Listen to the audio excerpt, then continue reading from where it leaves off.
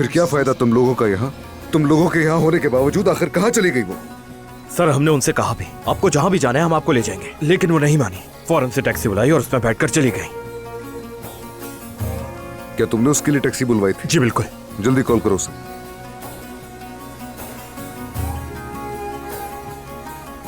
Hello, मुझे बात phone. करें। हेलो, मैं अदनान देवीर खान बोल रहा हूँ। आज सुबह आपने मेरी बीवी को हवेली से कहीं पहुंचाया था, क्या आप बता सकते हैं कहाँ? जी मैं इंतजार कर रहा हूँ।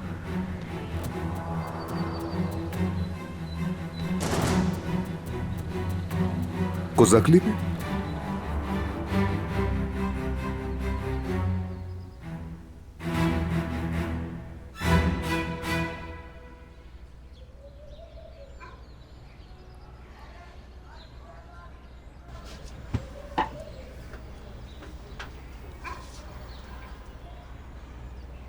आप ठीक तो हैं?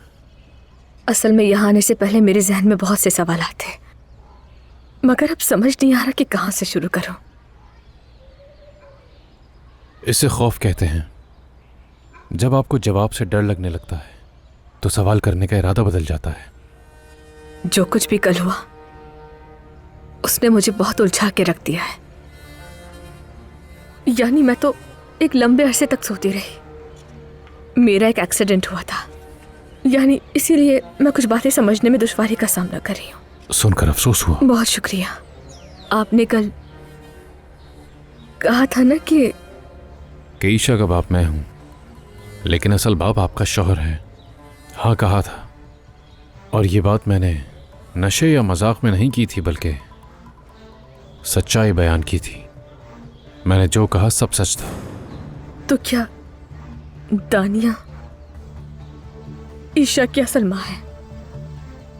जमरुद साहिबा प्लीज आप बुरा मत मानिएगा, मगर ये सब कुछ आपको अपने शौहर से पूछना चाहिए, वही बता सकता है। आप मुझसे क्यों पूछ रही हैं? क्योंकि वो सब मुझसे ये कहकर सच्चाई छुपा रहे हैं कि मैं बीमार हूं, लेकिन वो ये नहीं समझ रहे कि ये तजस्सुस मुझे मजीद बीमार कर रहा है।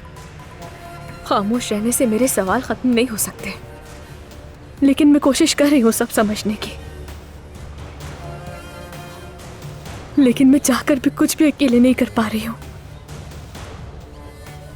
इसलिए प्लीज आप जो भी जानते हैं मुझे बताएं। प्लीज मुझे बताइए, मुझे सब जानना है। जमरुद साहिबा, मेरे पास आपको सुनाने के लिए बस एक ही कहानी है।